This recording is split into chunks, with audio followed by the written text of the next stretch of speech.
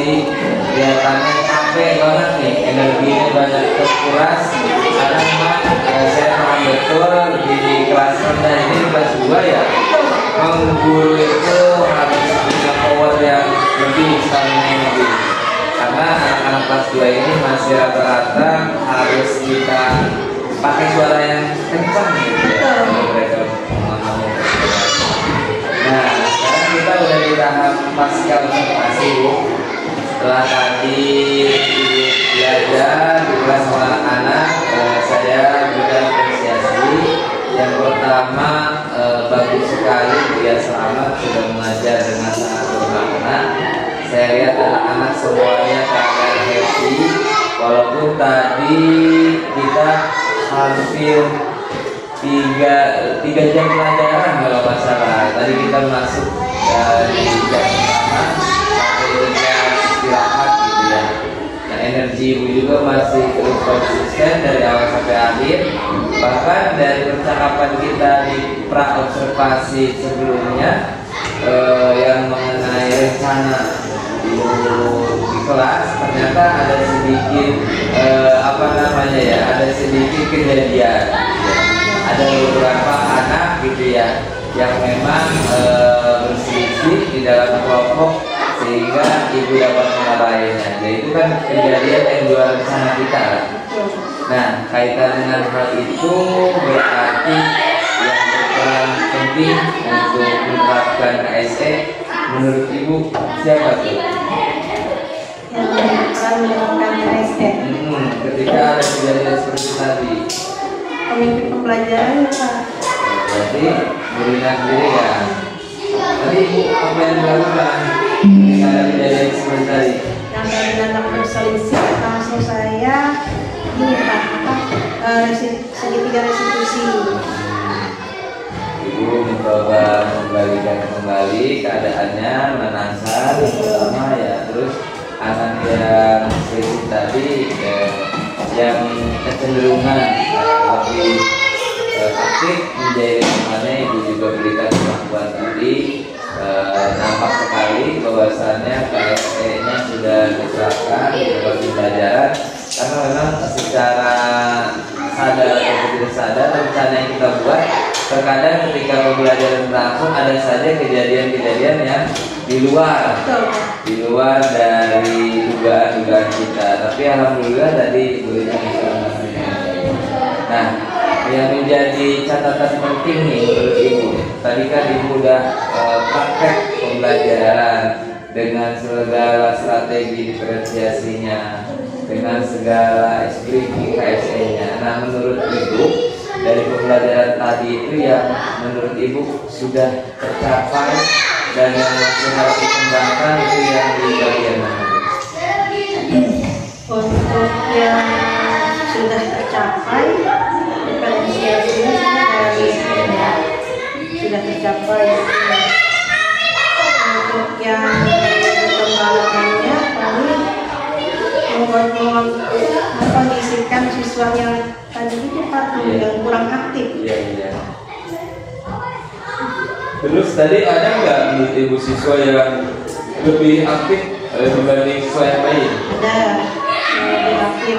Lalu saya lakukan itu speaking ya, lebih aktif menjawab gitu. Terus untuk siswa yang kurang aktif dilibatkan dalam diskusi kelompok, dilibatkan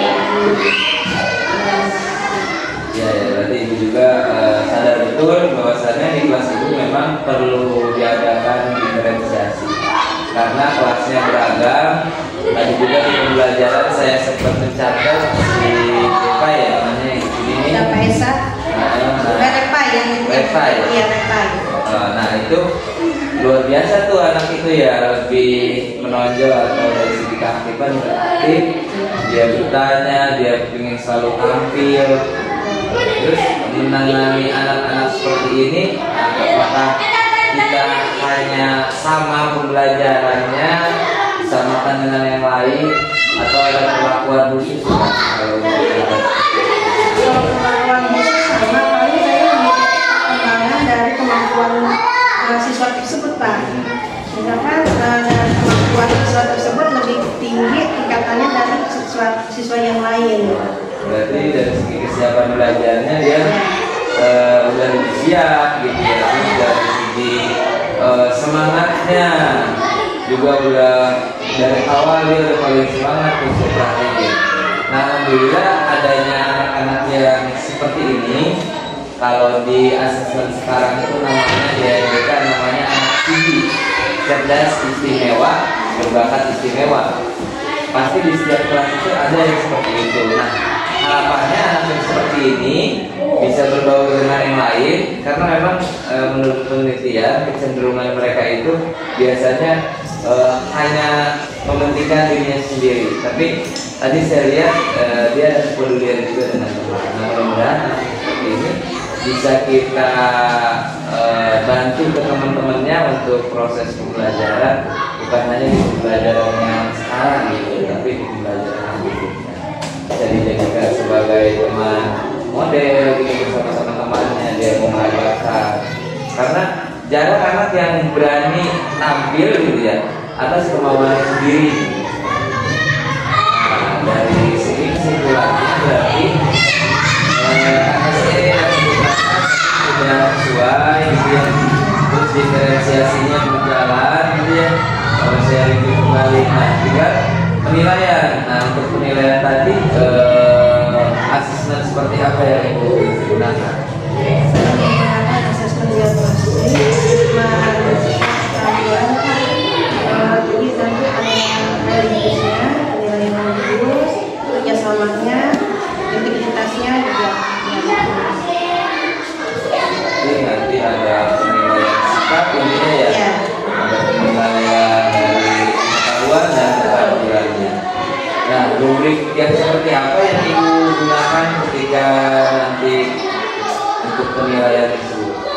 Rubriknya dari menggunakan skala 4 sampai dari 1 sampai 4. Kalau skala 1 nilainya 1 kalau dari dia beliau siswa tersebut salah menentukan jawabannya gitu, atau menentukan dari contoh sila-sila Pancasila.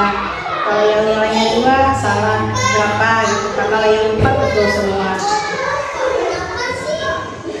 Berarti dari ketiga pengembangan area yang ingin dikembangkan di kelas, yang mengenai diferensiasi, mengenai integrasi SN, juga penilaian sudah dilakukan di kelas dan alhamdulillah sesuai dengan perencanaan yang ada di modul ajaran.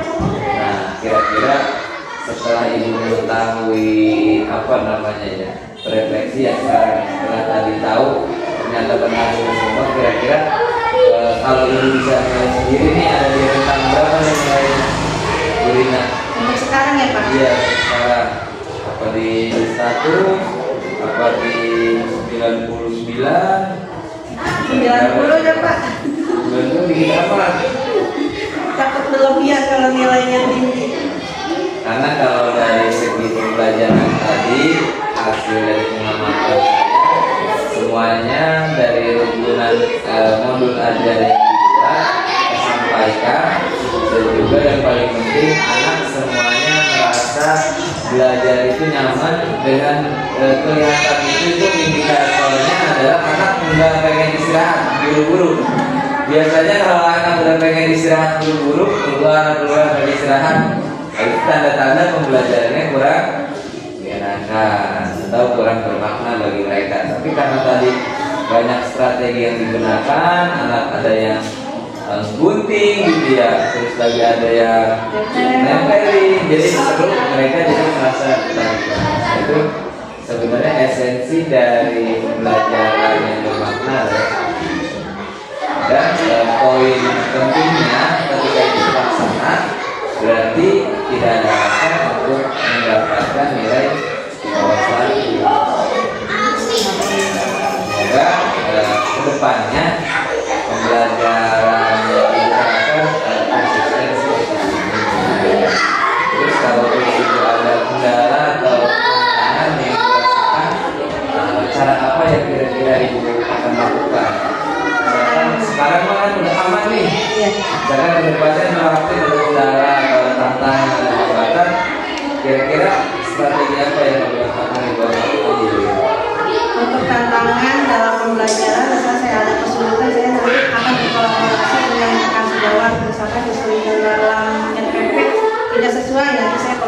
dengan rekan sejawat untuk keaktifan siswa nanti akan meminta bantuan pada teman-teman satu kelompoknya gitu, untuk mengajak lebih aktif lagi teman yang kurang aktif tersebut. Terus untuk alat peraga atau media pembelajaran saya minta membuat barang-barang dengan siswa yang juga bisa mencari gambar nanti kita kumpulin gitu. Jadi kaitan dari pertanyaan yang tadi, ibu bisa nanti direncanakan tindak lanjut ke depannya gitu ya. Semoga dari apa yang tadi diutarakan dari mulai ini kolaborasi, mencari referensi baru, karena kan ibu baru selamanya akan mengajar yang materinya memungkinkan dengan ibu buat seperti ini kan. Kayaknya kalau penerapan Pancasila kayak gini emang pas banget gitu, cocok. Ada kadang materi-materi yang lain yang kita agak sedikit bingung gitu ya, terus kita harus mencari kemana sumbernya atau bertanya ke siapa. Nah, itu yang harus selalu semangat lah dalam proses mencari tersebut, karena guru yang baik itu guru yang selalu belajar. Ibu, terakhir ya, saya ucapkan lagi selamat telah mengajar dengan baik di kelas 2 ini, dan alhamdulillah observasi kita tadi sudah selesai, dan sekarang terakhir di pasca observasi juga sudah selesai. Apa ada yang mesti ditanyakan, Bu? Cukup, Pak. Cukup. Oke, cukup. Saya mau langsung aja pamit ke kepala sekolah. Saya rasa pendampingan hari ini juga sudah selesai. Semoga nanti mendapatkan hasil. Terima kasih, Bu. Terima kasih banyak, Pak.